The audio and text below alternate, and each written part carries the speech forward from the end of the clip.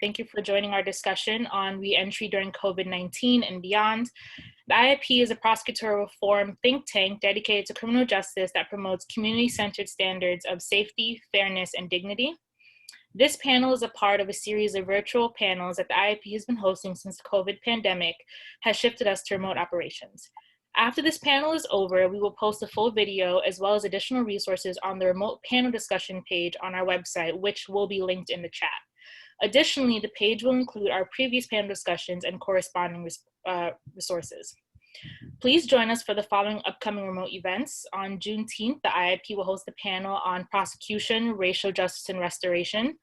On Thursday, June 25th, our book club conversation will focus on Tutwiler, a new Marshall Project Frontline documentary film about women in an Alabama prison who support each other through pregnancy, labor, and saying goodbye to their partners. And today, our partners at Arts for Society will be launching a podcast in partnership with us around 12 p.m. and the next 4 Wednesdays featuring criminal justice reform and human resiliency explored through the arts. It will also be featured on our website, which we will also link in the chat. To stay up to date on all of our events, please follow us on our socials at IIP_JohnJ. We invite you to send questions throughout this panel. You can click the Q&A function at the bottom of your screen to send your questions directly to the host. Now, at the IIP, we have adopted the practice of doing a living land acknowledgement before all of our events. This is specific to New York City, but we highly encourage all of our listeners to learn and acknowledge your local history wherever you may be. The IIP is based in New York City, which is Lenapehoking, the Lenape homeland.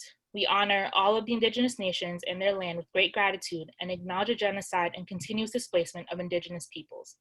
We also acknowledge the enslaved Africans whose labor built New York City during the colonial era and beyond. We acknowledge the harm inflicted upon the indigenous communities and people of color across this country, in particular the ongoing and current harms to Black communities, which inspires our ongoing work. I now invite Sam Rivera to lead us in a blessing. Wow, every time I hear that, I get goosebumps. And I always appreciate that. And I will say it's not only specific to New York City, it goes beyond that. And our indigenous people and African folk and African people definitely appreciate this. I'll be very brief in my tribe's language. I say hahom, which is thank you. And Taino ti, may the good, great spirit be with you. And I'm going to burn a mixture of tobacco and sage and a number of other items. We use the eagle feather because in our tribes, we also say smoke and prayers, and we lift our prayers to the Creator. And so the eagle feather is the one we prefer to use if possible because it flies closest to the Creator. So I'll just light this now. I'll just blow some so everyone everywhere will get some of this. We believe it does travel. So when you hear those things about my people and smoke signals, believe those. That's one of the myths that are true. We are a smoke signal people. So I'll burn this and I'll leave it there. Again, blessings to all. I always appreciate that opening. My indigenous people really honor you and thank you for that. And I'll burn this and have it here throughout our time. Thank you. If we had more time, I would have sang a song, Lucy, but we don't want that anyway. No one would know what I'm saying anyway. Thank you, Sam, and we'll save the song for a future event.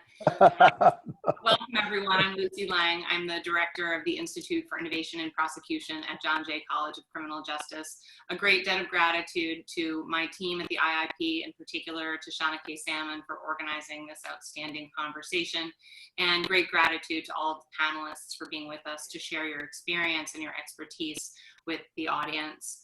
We will be joined by the public advocate, Jumaane Williams, midway through the panel. And when he arrives, I'll introduce him. But in the meantime, I'd like to introduce these outstanding expert panelists, beginning with Liz Gaynes. Liz is the president and CEO of the Osborne Association, a New York nonprofit criminal justice organization. During her 35-year tenure, the nonprofit rebounded from a 2-person office to one of the country's largest organizations seeking to transform the justice system. Osborne serves 12,000 individuals a year in 5 community sites, 30 state prisons, and 7 New York City jails. Their programs include family, educational, workforce development, and treatment services. In 1986, when Liz's father went to prison. Liz's children's father, I'm sorry, went to prison. Liz established Family Works, the first comprehensive fatherhood program in a men's state prison. She's received incredible accolades throughout the country and serves on all of the reentry related task force that happen at the national and local level. Sam Rivera, who you just heard from, is currently the executive director of OnPoint, a New York-based harm reduction and community health resource, the largest one in the state. He served for many years in leadership at Fortune Society, one of New York City's premier reentry organizations. Sam's expertise lies in criminal justice reform, reentry, health advocacy, addiction recovery, and mental health treatment. Ryan Laws, I'm pleased to introduce, received 3 degrees during his 20 years of incarceration, and he made parole at his first parole appearance. He was a star student of the Institute for Innovation in Prosecution's Inside Criminal Justice class, and he's now serving the city with New York City's homeless population who are at risk of COVID-19. Sharon Richardson is the founder and executive director of Reentry Rocks, and also the founding reentry specialist at Steps to End Family Violence to meet the unique and complex needs of survivors of intimate partner violence. She also runs Just Soul Catering, a catering organization which employs formerly incarcerated women and which has been doing an incredible service to essential workers throughout the city since the beginning of the pandemic, providing and delivering meals throughout the city. While serving 20 years to life for a domestic violence crime, among her other many outstanding accomplishments, Sharon completed her associate degree in social science and her bachelor's degree in sociology. She uses her personal history to inform her professional work, advocating for change and working with and supporting women returning home from prison in New York City. Thank you all so much for being with us today. I'd like to start by asking Liz, having worked in reentry services for a long time and knowing that there are people on the line who range from real expertise to being sort of new to the policy problems surrounding reentry, what are the basic historical facts about people coming home from prison in New York? And before the pandemic, what were some of the challenges around reentry in our community?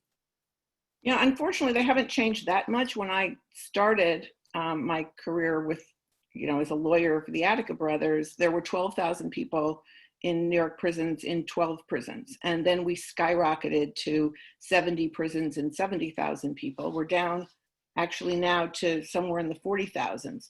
But it has not changed the fact that when people come home, they are still struggling with family reintegration, the impact of their having been gone. They're mostly returning to disinvested communities. Our population is still roughly half African-American, 25% Latinx. Housing, jobs, getting income, and just the impact of having been incarcerated has not changed very much over this time. The other part of this is when people come home, they are largely on parole, and that is not full freedom. And so people are under a lot of control then and now. And just less than a week ago, one of our staff in our janitorial maintenance program was trying to cash his paycheck at 7:15 in the Bronx, and it was somewhere near a protest, and they were enforcing a curfew. He got caught up in it because he's on parole. He missed his curfew, and now he's sitting in jail. And that, living under the constant threat of being brought back, living with a curfew while you're also trying to do those things. I'm sure Ryan and Sharon can explain that better than I can. But the truth is that when you're free, you're not necessarily fully free. And although many improvements have happened in terms of the licensing and the ability of people to get certain kinds of jobs, the studies haven't changed. You're still more likely to experience discrimination as a Black person than as a person with a record. And so those kinds of challenges persist. And to the degree that the people returning anticipate those challenges, it also has an impact on how they sort of feel about themselves and their families. We do a lot of focus on children of incarcerated parents because of my own experience, but that reintegration continues to be pre-pandemic, for sure, a continuing issue for pretty much everyone. Before I turn to Sharon and Ryan to respond to that personal question, Sam, you were working at Fortune when the pandemic struck. Can you explain that as a reentry facility, what was the castle like at the peak of the pandemic, and why should figuring out more successful reentry be a priority in New York right now? Yes, hi. So first I'll say it's pretty cool to be on the panel, and right away people started asking me to tell people hello. So Sharon, everyone, hello, hello. Lots of love coming out to all of you. So I was at the academy at the time, and I was really proud of the plan we made. We thought, don't forget, I think the biggest issue was communication. There was an extreme lack of communication throughout the city and the state. People just didn't know what was going to happen. We were under the impression that if someone tested positive for COVID in the house, we would have to shut the house down for 15 days and quarantine everyone because of what they did in Westchester. So we prepared for that, and we had a number of staff volunteer right away, and willing to stay to 15 days inside with the residents. So then that changed, and of course we are where we are today. I will share one story. David Rothenberg, the founder of the Fortune Society, and I picked up a gentleman who was released after more than 55 years in New York State prison. And so one of the things we started seeing, because we weren't taking any new residents at the time, just because we had to create, safety. But one of the things we realized was he tested prior? And then what do we do to keep him safe and the rest of the house safe? So there's a guy who just completed 55 years in prison, and we might ask him to come into the castle and stay in a room for 14 days quarantine. And it's just madness. And we're asking the facility, can you test them prior to us picking him up? I didn't feel comfortable. We as an organization didn't feel comfortable picking him up and moving him right to quarantine. The blessing, and many of you know this, when you have an amazing team who goes out there and makes connections right away, we were able to get him tested very quickly and get a result very quickly. So the ability for the team to prepare on that level was pretty amazing. But there's so many things that happen. Liz mentioned something which is why I grabbed and started writing notes. So I want to keep looking at this guy as sort of a case. Cannot get identification, right? No way for him to get identification. Cannot get any paperwork. We had a very difficult time cashing his check, the check he had upon release for money he had in his account prior to release. So there has to be a way where, and we are, and I say we because I have lived experience, but we are the forgotten folks, right? Both men and women coming out. And I can't imagine what women are going through coming out and trying to connect with families if potentially they don't have identification and cannot, and don't have the ability to get identification. So those are some of the challenges, but the biggest one specifically around COVID is, can you get folks tested prior to release and have some documentation? Because that, especially back then, prevented a lot of communication and interaction with folks in the public and hospitals, et cetera. Thank you, Sam. Ryan, I'm really grateful to your willingness to share your own experiences, especially given how fresh they are to you. Can you talk a little bit about your experience coming home and how the pandemic in particular affected that? Yes, thank you for inviting me to the panel. Yes, I came home in January 13th, so it was right before the pandemic. I experienced most of what people just spoke about previously, as far as getting an ID and getting certain paperwork. So after doing 20 years, I was given a prison ID, which I realized early that it was useless pretty much. The next day I went to motor vehicles to try to get a non-driver's license ID, and that's what I did to try to circumvent any other problems that I may have. But I'm not sure if everybody will take that route so soon, because most people will probably try to find shelter or a place to live or stuff like that, because you got so much things that you have to do.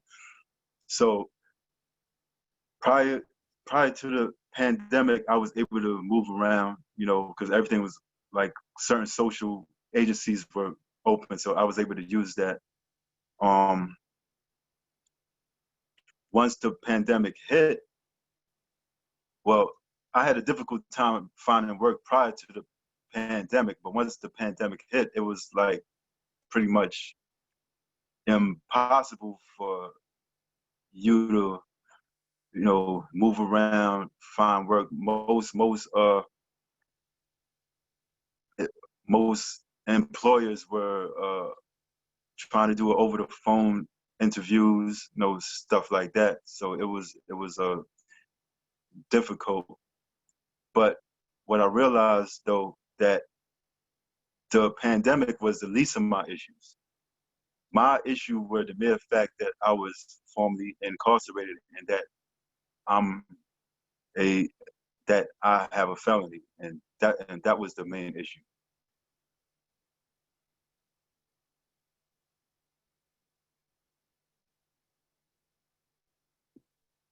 You're mute, Lucy. Thank you, Ryan. Sharon, can you talk a bit about your experience personally and also about the women you serve coming home? What do you have to add to what Ryan has said about the challenges as a general matter and then the challenges in particular over the past 3 months? So working with Reentry Rocks and Just So Catering, we work directly with women, and the impact of this pandemic has just taken a huge toll.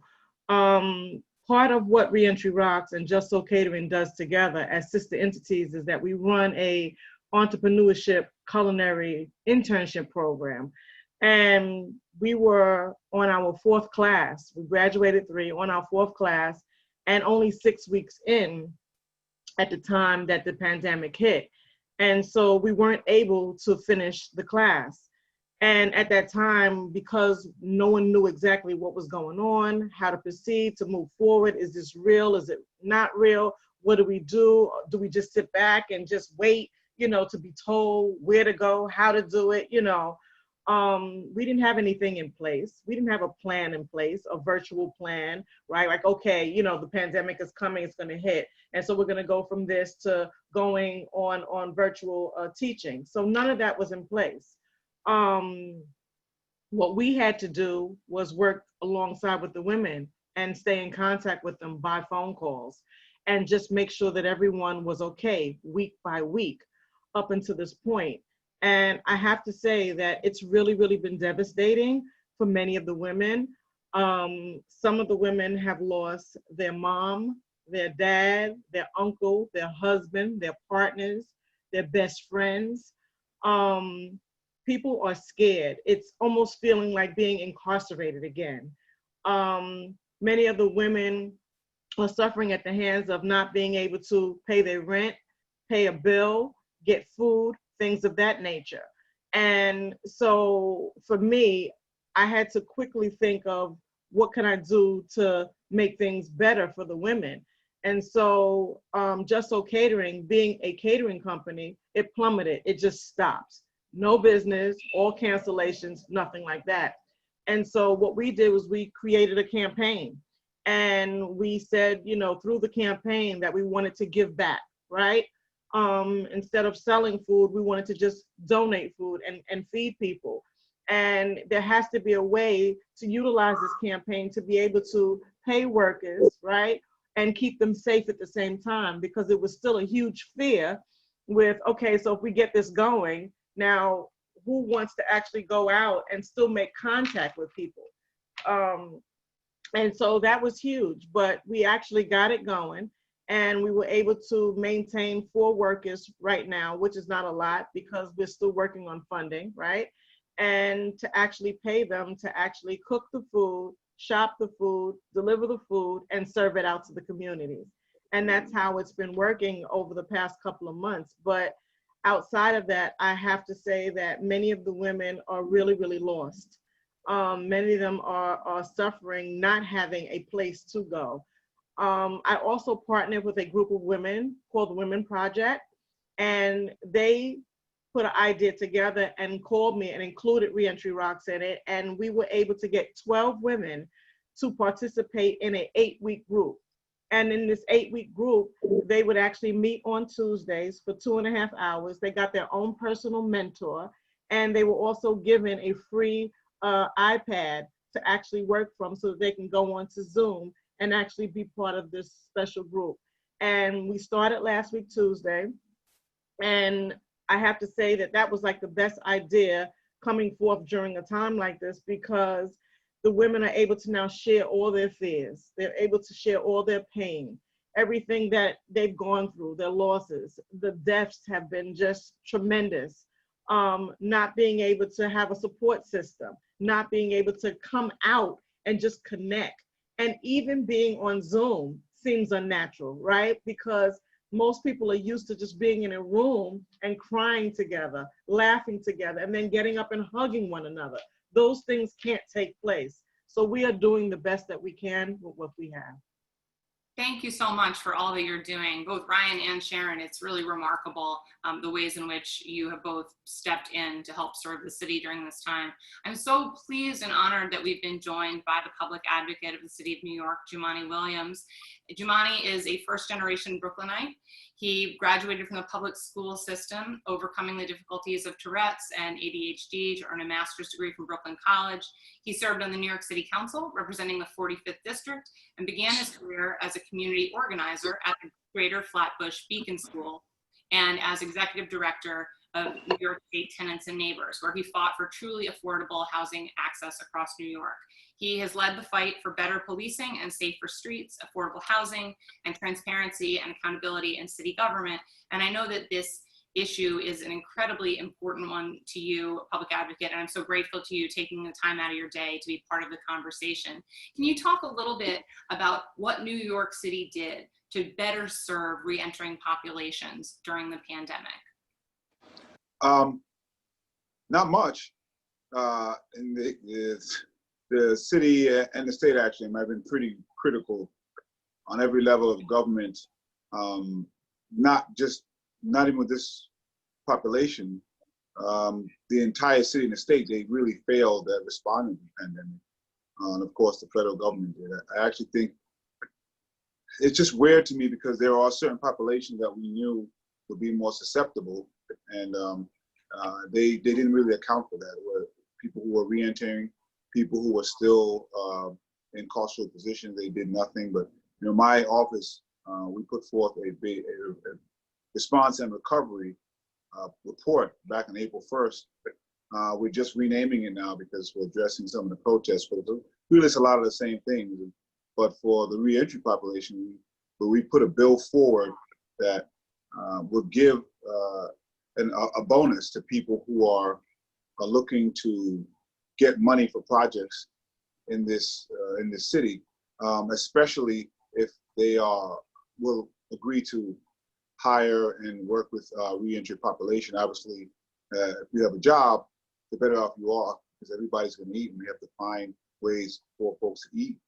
We call it a reentry RFP bonus, but we often see people abuse these kind of bonuses, and so we want to make sure that people just don't say they have folks on and then they get the money and folks disappear. So we have a few mechanisms there that we're requiring. One of them is a tracking for 5 years to see where folks are and to make sure the process of their lives is moving forward, so that we're not just dropping folks off when whoever's asking for the money gets it. But the city really needs to focus on this population. We know what works and what doesn't work, and I'm thankful for so many people who are on this call because they've been working hard to fill the gaps. Now we're in a unique time where I think people are listening to the imbalances in a way they haven't before. It's kind of gone through one ear and out the other. And my hope is that the leadership of the city and the state really takes this opportunity to make some systemic changes that may have seemed impossible a long time ago. I think it's really, everything is really on the table now, including folks who are reentering society. And so often we put up so many barriers to that their sentence just keep going and going and going, even though they've been let out. They get routinely punished over and over again. And I think there's some abilities to to change that now. I was proud to sponsor the Fair Chance Act, so people can no longer ask about employment. I'm sorry, about your past convictions or arrests during employment. Now we've seen a marked difference, but there's so much more to go, and hopefully our city steps up. Thank you for raising the systemic questions, and I would put this to anyone on the panel who cares to respond. Given the racial disparities that we know and are well documented, both in incarceration in New York State and racial disparities in COVID-19, what does the impact on folks reentering right now look like from the perspective of racial disparity, and especially situated in the current climate where there's such increased attention, thankfully, on issues of racial disparity? Liz? Oh, yeah, as the white girl. So it's bad that it's been, it's just more of the same. It's not like you could be working in this world that I've been working in for a long time and not have race be at the forefront of every conversation even before this. I think we met with the Public Advocate's Office about child-sensitive arrest policies and the fact that the impact on young people when you have massive amounts of these arrests and a child is present. There's all of these levels of ways in which it rolls out. I'm hopeful that people have noticed over recently that about a disparate impact that maybe they didn't know. I think for most of us, we were stunned that people were stunned at what's been going on. So I don't know that I'm the right person. Why don't you ask my colleagues? Can I add something? Please do. Okay. I actually like to talk about my experience real quick. Coming home, I heard about prison reform and how things has changed and how it's much more easier for someone like me. So while incarcerated, I made all the preparations that I could possibly do, where I went from a GED to a master's. So I figured that should open some doors for me, So coming home, I was hit with the harsh reality that for the simple fact that I was formerly incarcerated, they hold that against me and they continue to. Yes, I heard about New York Correctional Law, Article 23A, and I did all the research on that. I actually got a job as a case manager, right? And the agency offered me the position. And when I went to go get fingerprinted, there is an agency that's set up called the Justice Center. And the Justice Center wrote me and told me that they're gonna tell my employer not to hire me, and I got 20 days to answer them of why they should not tell the employer to not hire me. So I wrote a couple pages letters. I sent copies of all my accomplishments, from everything to me being certified in counseling for HIV and AIDS, to my master's, to other things that I accomplished, and I send it all in. And about a month later, in just one short sentence, they said, we're gonna deny your employment, and they gave no reason.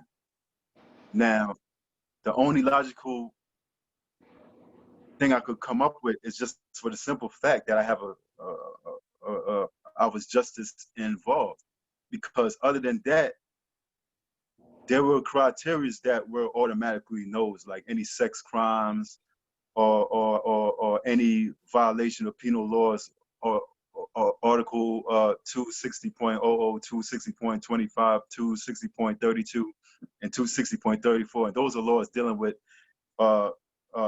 harming someone with mental disability and child abuse and that nature. I fit none of those criterias, but still they denied me, and they didn't even give a reason or anything. So that's just my experience. And so I'm looking at, they actually went against the employer who wanted to hire me, who actually sat me down, looked me in the eye, interviewed me, and they know about my past because I was forthright. And still, so I feel like there's just like a bunch of lip service as far as like, during the interview process, they're not supposed to ask you about your past and et cetera, but it's just not practical. The practicality is just not living up to its standards. Can I ask what year that was? That was this year. Okay, so, and what's the Justice Center? I never heard of the Justice Center. Justice Center was formed by Governor Cuomo for dealing with anybody with mental disability. It's supposed to be like an agency to like anybody that get hired that's going to be dealing with people with mental disability. It's supposed to be for the protection of those groups. So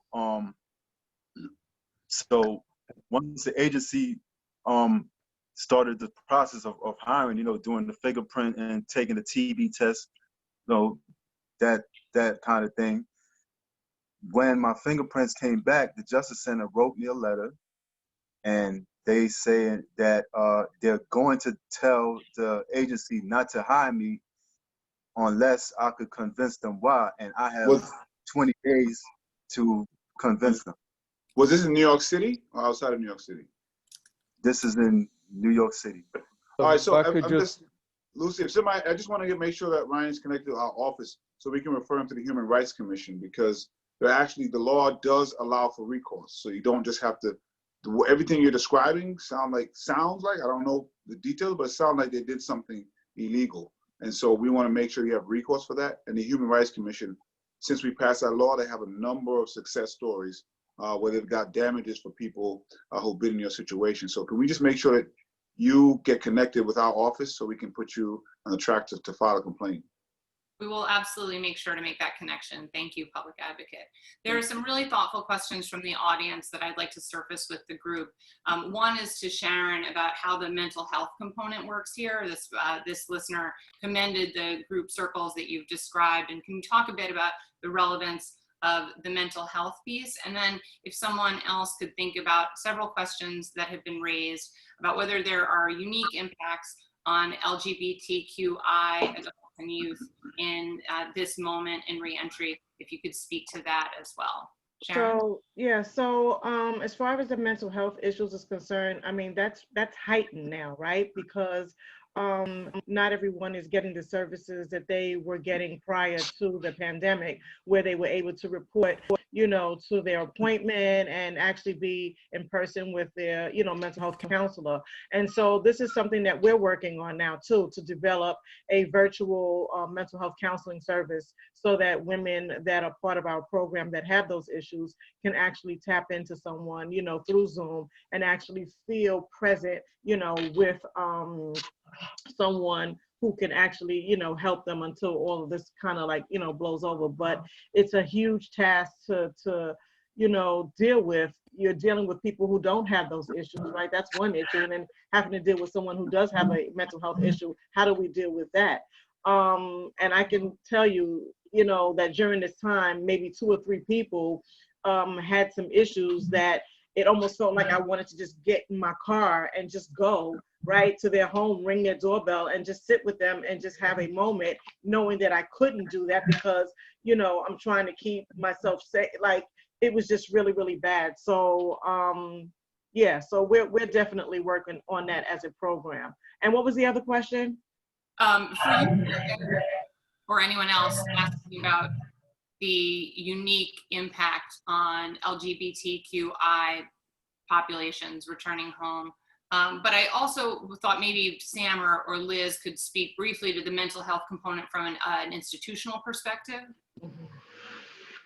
So, I mean, we work a lot with, focus a lot on older adults coming home from prison, and isolation really contributes to mental health challenges. And so, like, that's why we created this reentry hotline so people could call anytime. And you know, first of all, having a stay-at-home order when you don't have a home is like difficult.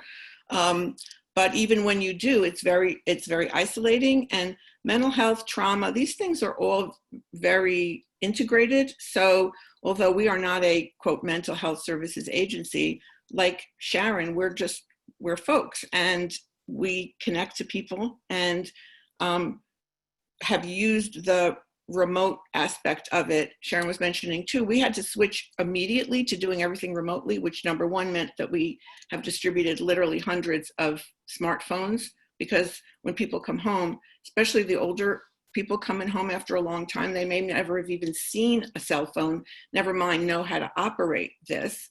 And they're supposed to report to parole remotely, but they're not necessarily given the capacity to do that.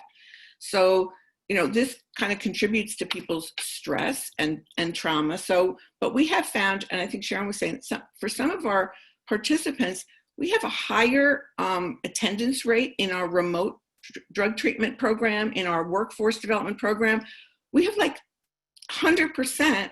And a lot of people feel like the anonymity of the remote services allows them to share much more deeply, including about their mental health challenges, where they might feel like they don't want to disclose that, you know, that left over from prison, you don't want to be sent to the bug doctor, you don't want to take the meds, you don't want to do any of those things inside. And so when you come out, asking for help on those things can be hard. So, I mean, and for the younger people, we just had a virtual prom, which was really extraordinary, and virtual graduations where hundreds of people can come and congratulate people. We never used to be able to get folks to come to the Bronx for a graduation. Now they all have to dial in. So I think that it mitigates some of those issues for people, at the same time that it's got to be very exacerbating.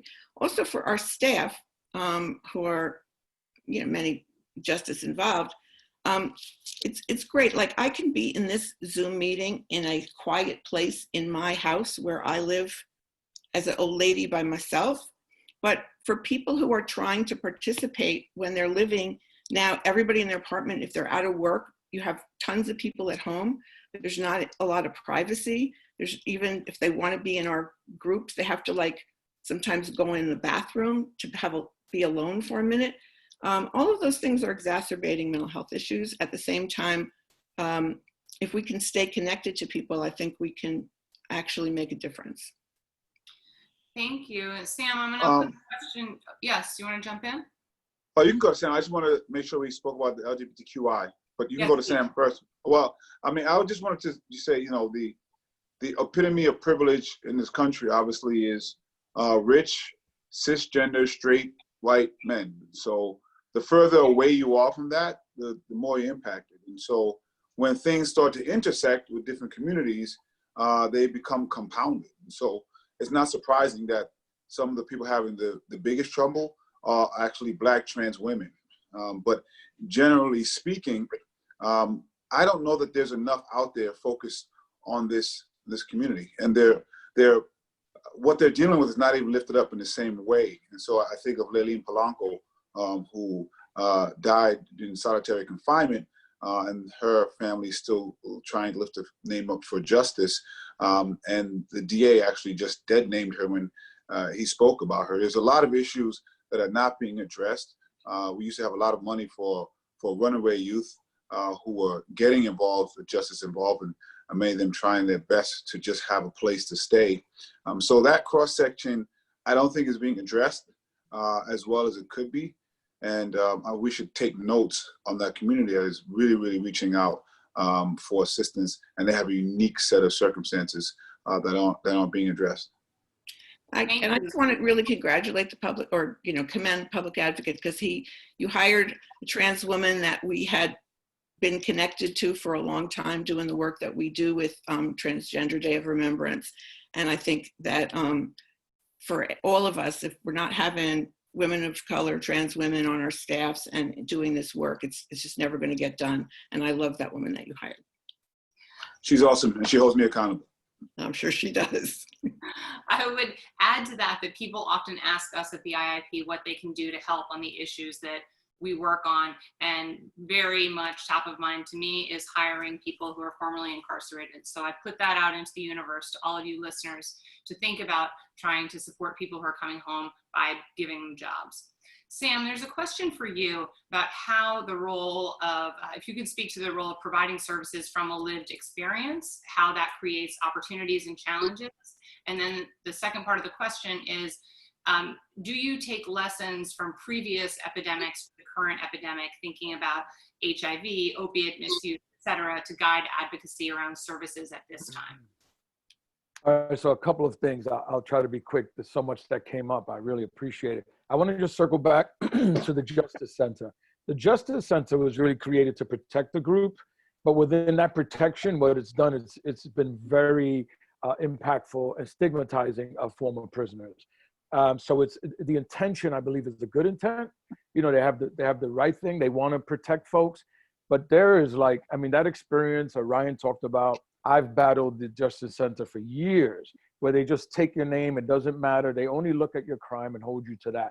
The thing I will add to the public advocate is also funders can decide when they fund you that in order for you to hire someone, they have to pass that screening.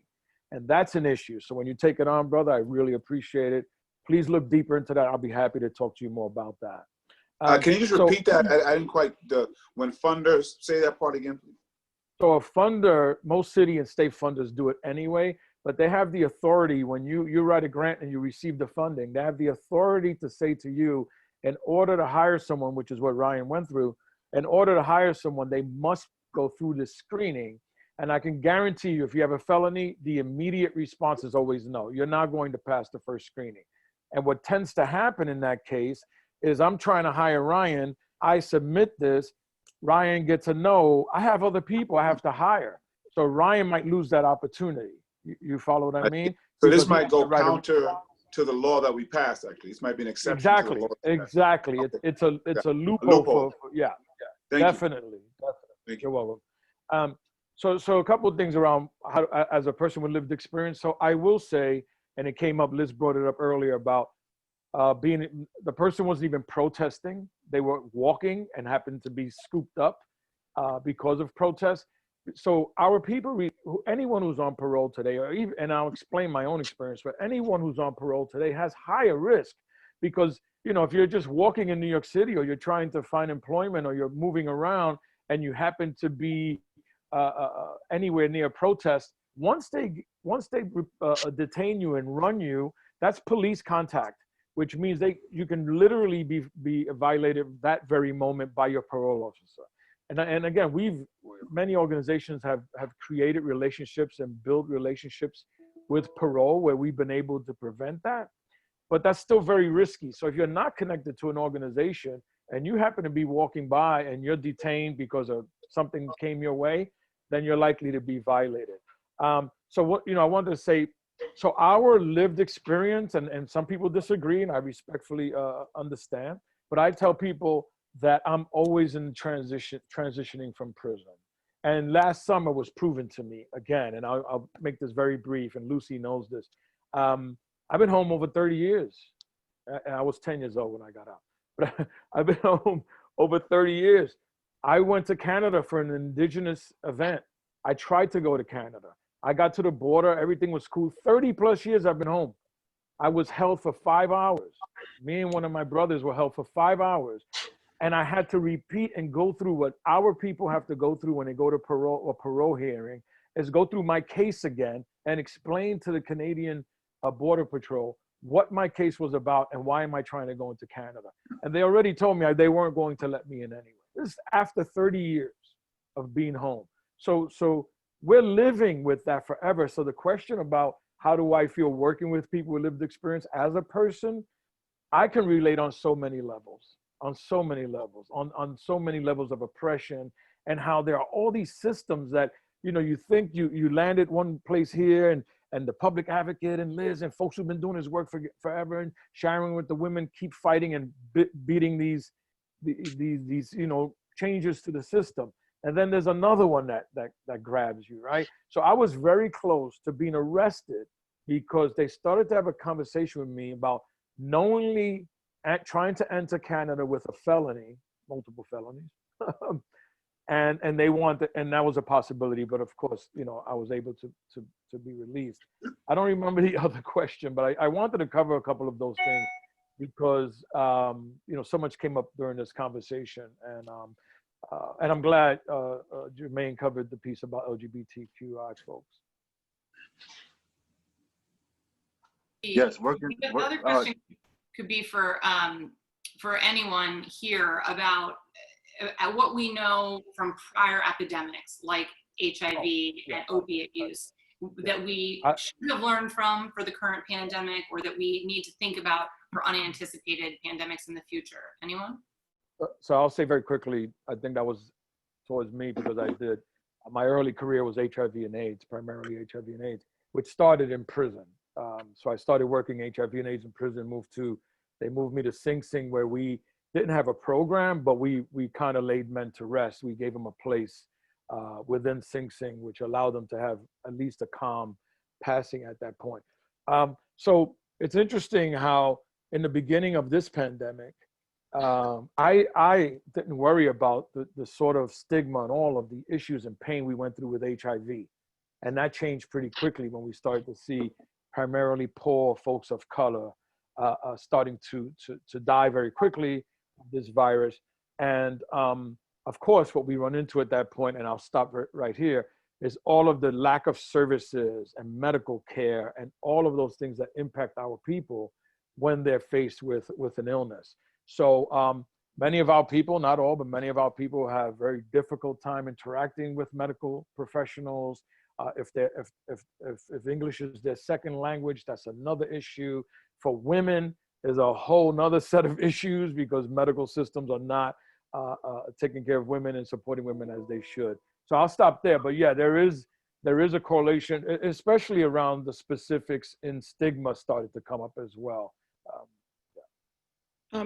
We had the first AIDS in prison hotline back in the 80s, I guess, or early 90s when it was first becoming evident in prison. And at that time, the stigma around it added something that I'm not sure exists now exactly. Like we used to, even among our own participants in our programs, they referred to it as the monster. They didn't want to be near people. I know Sharon remembers this with ACE and having to start in the women's prison where the women really took care of each other. Sam was referring to what eventually became the PACE programs of doing education. But the methods of transmission for HIV were were clearer. I think it is in some ways more comparable to the TB that existed to a great extent in prison, and people, kind of knew about that. I remember when my kid's dad first went to prison, I went to the pediatrician to say, I'm taking these kids into prison, how is it affecting them? And he said, well, you just need to make sure they get lots of TB testing. That was like the whole conversation, but they actually managed it. And there is not TB in prison at all now. And there's true, in the Spanish flu epidemic at Sing Sing, nobody died because they managed it. It's really, once again, about how much you care about people and what steps you take. And somehow we've managed to make it be something that they, are negative about with people again. But it says something about the availability of healthcare inside prison and out.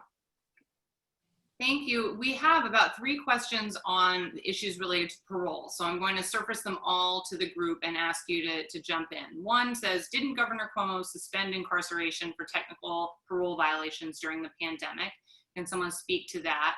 One question is if you can discuss if or how we can reform parole in New York State, or should we eliminate the current system in its entirety? And one question is, can you address the severe restrictions by parole agencies on the ability of people under supervision to interact with people who are currently or previously justice involved, because it may preclude mentoring relationships and shared advocacy. So if someone or a group of you will take on that set of questions around parole, I'd appreciate it. I'll take on the last one because I have an interesting experience with that. So it's around people who are on parole interacting with others who are either formerly incarcerated, people with lived experience, or people on parole. So that's basically gone at this point, unless it's housing. Housing becomes an issue where they're saying, and if you ever have that issue, please call. You can call me, or you obviously call the Fortune Society or Liz or other folks who can support you. But and I just want to say something quickly. David Rothenberg in the 70s, I believe, this was a big issue. Parolees couldn't be around each other. It would lead to an immediate violation. So he held a meeting, or he brought in the media, and he had all of these people enter a restaurant and sit in different tables, and they're all on parole, but they're not together. And so to have a conversation so they can all meet and hang out and learn from each other while they're processing their transition out of prison. And the media was there, and that led to many changes around that specific issue. Of course, I could talk to others, but I'll later. First, Sam, I just want to thank you for bringing that up, because we have a Fair Chance Act 2.0 that we're trying to clean up some of the loopholes from the first one. So I just let my staff know about this. So I'm going to see if we can fix that loophole that was just brought up here. The city and state were terrible during the pandemic. I just want to be clear about that. I'm not sure if the governor did change that eventually, but we had a terrible time just getting people out of jail, both in the city and state. We had a tough time getting people out. We just said, if they have less than a year, just let everybody out with less than a year. They're going to get out anyway. We couldn't even do that. This state that's supposed to be the progressive beacon rearrests people on parole violations at twice the national average. We're terrible on this. The governor is terrible on this. This thing, I often believe, is not set up for people particularly to succeed. That's just the feeling I've gotten from it. And there's a lot of changes. It seems like it's more of a gotcha than anything else. So during the pandemic, other states did much better job in releasing people who were older, releasing people who had comorbidities, releasing people who had had small amount of times left. There was a whole host of folks that we could have just let release, but we as a society we still have this this labeling of other when people are incarcerated, and it's still unfortunate. We still have to really tear that down. And there's some of the bail reforms that we passed, which were great. Before they were even put in place, you had people screaming and yelling that we have to reverse it. It was just amazing to see that. And again, a lot of that has to do with who people view as criminals. And if you are white in that situation, you're probably not rich. And so, as I mentioned, the epitome of what is most privilege, the lower you go from that, the more problems you have. And so that if you are not rich, and then you're black and brown, and then you're LGBTQI, the more you intersect, the worse it is for everyone. But we have a tendency, particularly in areas where we view that the people who are being most affected are black and brown, we have the harshest penalties and the harshest otherization of it. I always remember the view of what a welfare, quote unquote, queen was when they were trying to make the changes to welfare, even though the people who used it the most were white individuals at that time. Absolutely. And I would like to add that New York State is not a progressive state. We are, that's a false pretense. We are never the first to ever do something first. Like, we always look to see what someone else did and did it work, and then we may adapt it years later. And as far as just coming from prison, like, guys just at the end of last year just finally put the cassette tapes down. Like, it's 2020.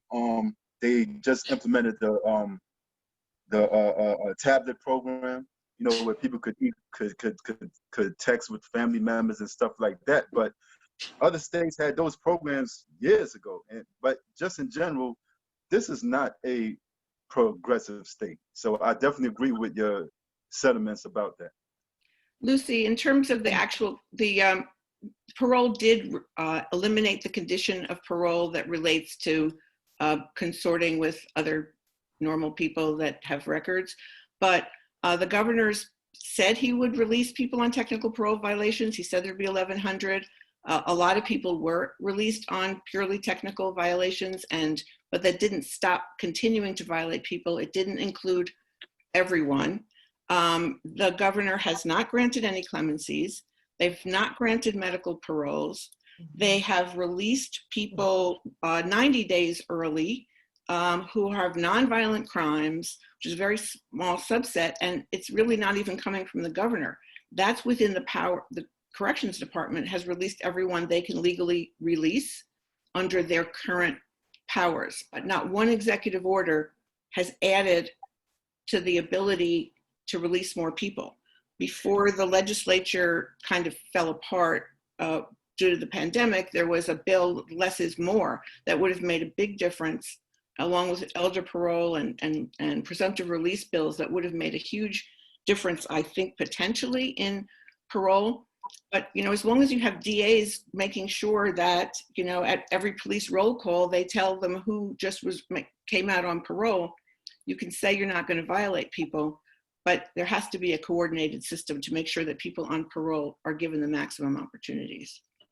And there's still people that there's some that are making their boards and some that are not making their parole boards. And those that are making their boards still have to wait for the designated time to get out. It's not like they're being released early, and there's nothing in place for them to come out during this pandemic. Before we have a lightning round where I ask a question of all of you, Liz, someone in the audience asked a question that I wonder if you can speak to from a legal perspective, which is to clarify the rights of people on parole to participate in protests. I have no idea, because I don't believe that the police are asking people anyway what their status is. People are being caught up. I believe that the same advice for every Black and brown person in terms of interactions with police counts now. Being a lawyer honestly doesn't help at all here, because I think you have a constitutional right to protest if it's within your parole curfew, but I don't know. Thank you. This question is from Judge Nancy Gertner. Thanks for being with us, Judge. How do we ramp this up so that reentry doesn't depend upon the happenstance of funding in this administration or the next? And I'm going to ask that every one of you respond very briefly to this question. The judge asks, prison construction and resources are permanent parts of budgets, but somehow funding for reentry is always problematic. How do we use reentry problems, the chronic problems, to address the issue of who we imprison in the first instance and for how long? How can we use these issues to challenge the other issues? And I'm happy to put that first to whoever's ready to jump in. Well, people got to realize. Okay. No, for people got to realize that reentry is for the well-being of the community. People can't look at it as that's just them over there, because these are people going back to communities, and you want each member to contribute. So you want them to pay taxes. So you need the number on the census. You need everything correlates. So we have to look at reentry as being for the betterment of everybody. As far as women and men coming home, funding is detriment to programming, to set up everything for what people who are coming home need. Without it, there's no program. And that's a huge thing. I'm thinking along the lines of creating a better program under the umbrella of becoming an entrepreneur and being able to hire your own. as a formerly incarcerated person who spent 20 years in prison, I understand the whole issue behind not being able to get a job, not being able to get housing. So, you know, you create your own so that you can hire formerly incarcerated men and women coming home and teach them how to become entrepreneurs and start their own businesses. We need funding for that. That is so important. Sorry, go ahead. With, you know, Osborne, we have a janitorial maintenance program. We've actually hired 35 people recently at way above, you know, at $20 to $40 an hour, getting contracts to clean the subways. There's been there is opportunity for entrepreneurship and for creating opportunities for people. But I think in the public, when affordable housing and decent healthcare, the reentry issues aren't so different. If you're going to be returning to a disinvested community, the most important thing is to invest in the community. Reentry should not be this extra thing. It just should be people having housing. But at the same time, we want to push for the fact that if you're going to build affordable housing, there should be a requirement that you can't discriminate against people coming home getting housing.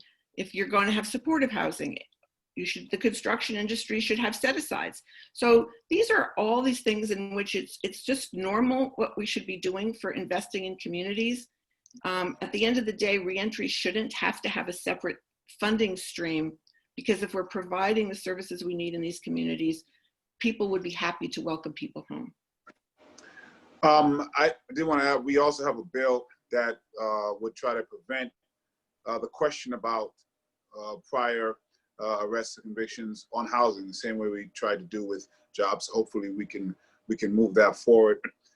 We have a tendency, we just do it as a society, human beings do crazy things, but we have a tendency to play a game of who's deserving of protection and who's deserving of resources.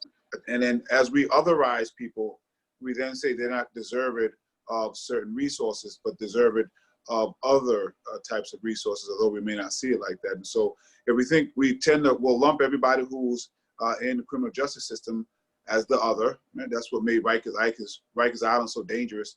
It was all the way over there. We don't even have to think about it. And then on top of that, if majority of the folks are Black and brown, that adds that element to it, of course.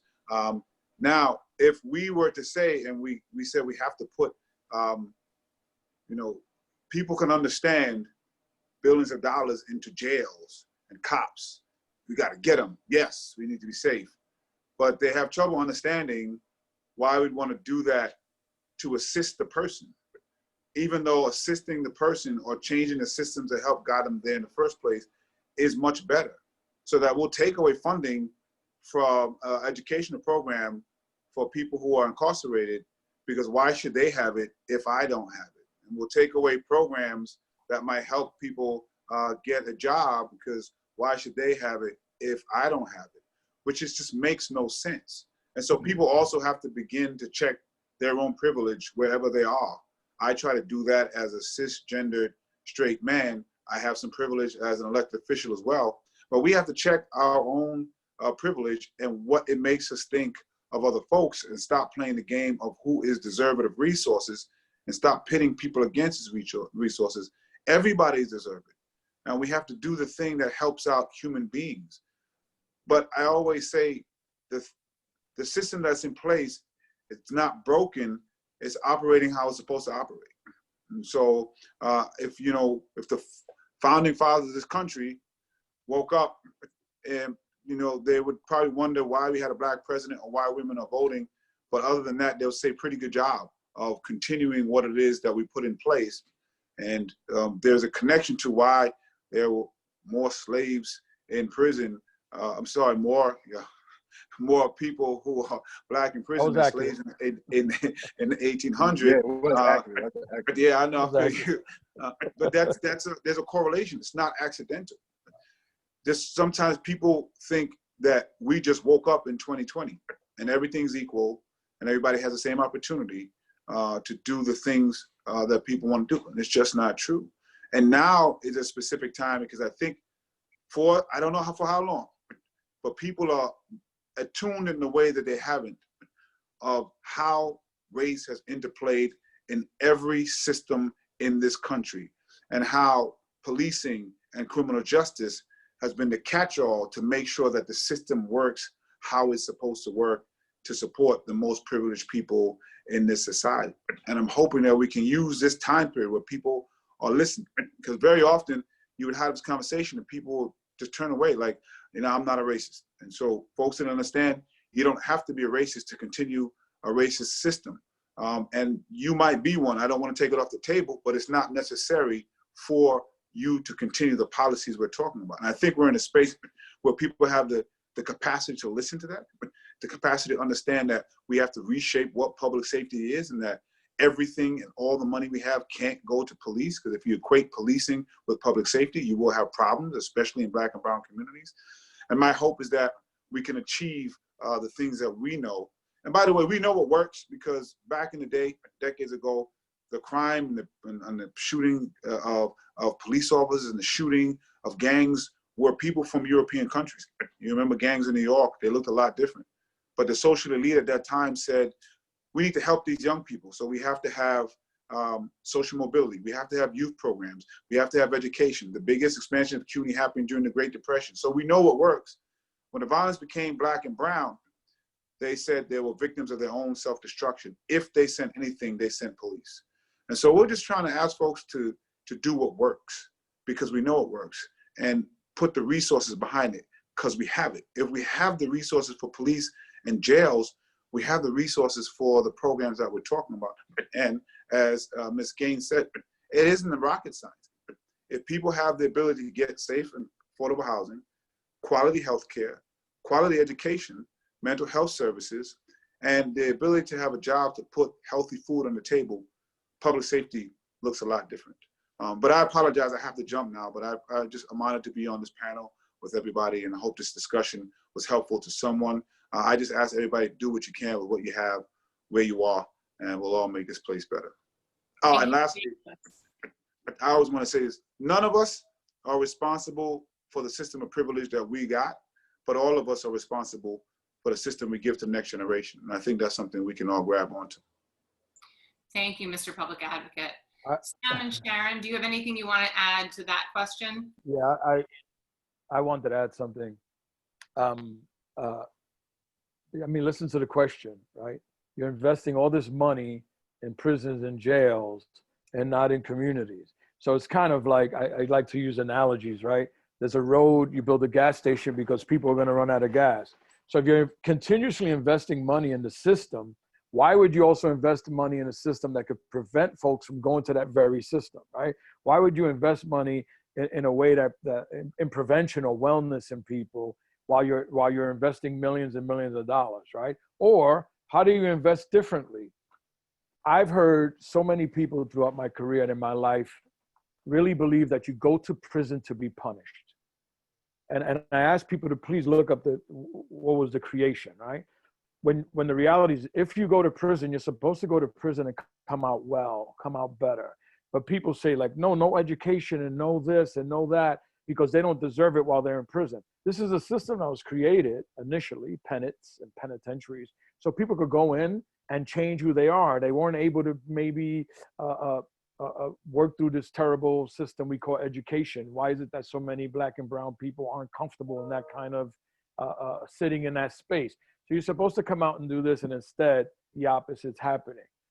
So yes, clearly there's an opportunity to shift those funds, keep them in criminal justice, but do them in a very different way.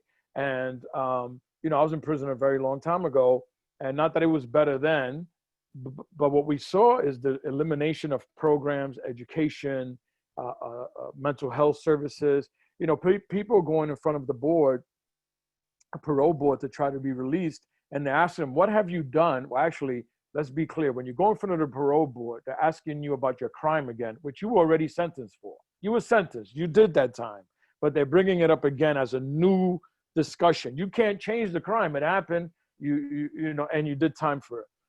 Part of the conversation that happens during the board parole hearing is, what have you done? And if you have a mental health, situation you needed to deal with, or an addiction, and you can't present that to the board, you didn't have control over that opportunity to address those issues. So now you go to the board and say, well, I've been in these prisons and they didn't offer me any opportunity to address my mental health illness or my addiction. So then you're not granted parole. So I'll stop there. You're muted. Sharon? Yeah, so I'm just saying, I agree with what everyone said, especially what Liz was talking about. But, you know, my thing is that, you know, people who are coming home need to know that they count, that they weren't the forgotten population. And there is so much funding that is out there, and it should be geared towards helping people who are coming home to survive and to not fall back into the same thing or the only thing they knew before they went in. When we go to prison, I spent 20 years inside, and I did everything that I could possibly do to make things greater for myself when I came out. And starting a program like this is to pave the way so that when people come home, they have some place to go where they can strengthen everything that they got while they were inside and become a better person and productive citizen.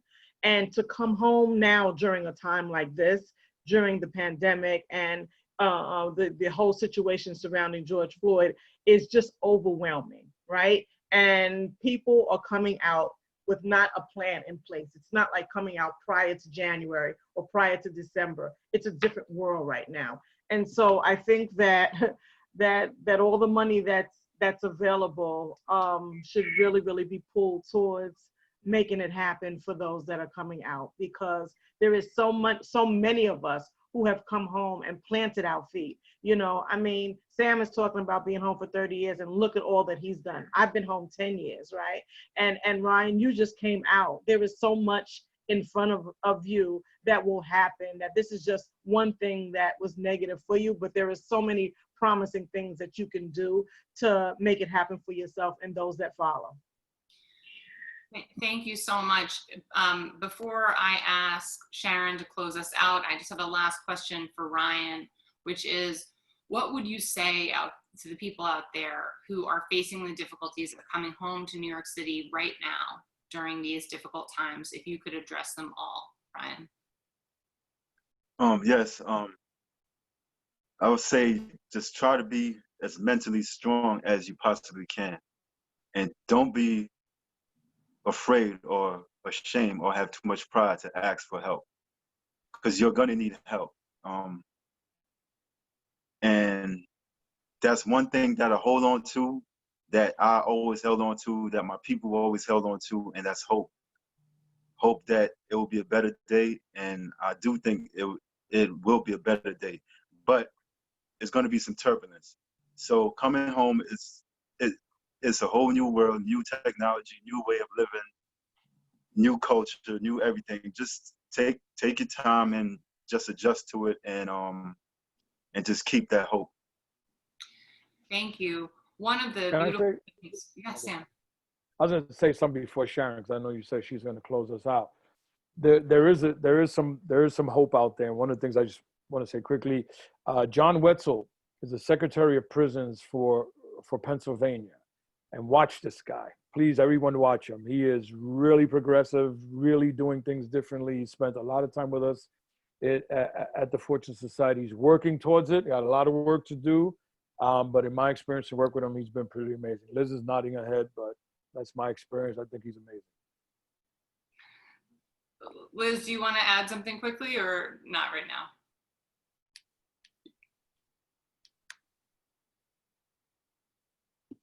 I would say there are a lot of people in corrections that would really like to do the right thing. They need governors that will back them. I spent a whole day at the request of a senior docs official figuring out something they couldn't figure out because they desperately wanted to get a pregnant woman out of Bedford. I learned a long time ago from the nun that was my mentor when I started doing prison work a long time ago that, you know, and I had so much trouble with the officers, and she reminded me that none of these guys were like little boys saying, someday I want to grow up to watch my brothers in cages. There's just still so much to be done. however. And Pennsylvania is as bad as New York in holding people in way beyond with these extremely long sentences and making these distinctions about violence versus nonviolence. And I just think we have to keep working with all these folks, because the people that really work inside know that the people who are being held on these Methuselah sentences for violent crimes are actually not the people that we should be concerned about. They have a recidivism rate of 0, and we need to let them go. One of the beautiful things. He's talked about that stuff. That's a great point. That's the biggest challenge he has, but I'm really excited to see what he does. One of the wonderful things about hosting these panels is seeing the outpouring of good feeling that we get through the question and answer function. And I want to say that there are many people writing to us and saying thank you to all of you for the work that you do on behalf of the city. And there's such an outpouring of love for you, Ryan, and the chat function, including from your classmates from the Manhattan District Attorney's Office, who are thinking of you and wishing you well. And so I think I speak on behalf of everyone who's listening to say, Ryan, that you got this, and we're rooting for you, and to thank all of you for your participation in this important conversation. There were upwards of 100 people listening. I would ask that everyone consider sharing this panel recording with other people who want to be educated on these issues. Feel free to look to our website, Osborne's website, OnPoint's website, Reentry Rock's website, to learn more about why this is such an urgent issue in New York City. And with that, I'm pleased to invite Sharon to offer some closing words. And I thank you all for being with us today, and hope you stay safe and healthy in these incredibly troubling times. Yeah, so I was asked by Lucy Lang. First, I want to just thank you for having me today, Lucy, to find a poem. And so in light of what's going on, I just found that the author is unknown, and it's called Freedom Walk. Freedom, they say we'll never get it. I believe when people hear the colored side of the story, injustice anywhere is an insult to justice everywhere. They chant and throw objects, but I'm not giving up. I feel like I could walk all night for freedom. Cops yell and block the roads and order people to go back. Groups of Caucasians chant to our faces and hold up signs. But all I can say is keep walking.